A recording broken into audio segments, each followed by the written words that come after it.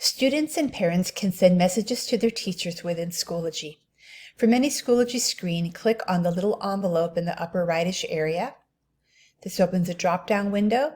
You can scroll down to view all of your messages, or you can just click on New Message to write a new message. Start typing the name of the teacher, and within a few letters you'll get a list of matching names.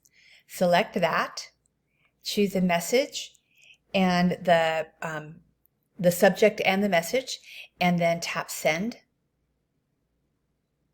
You'll get a confirmation that the message was sent.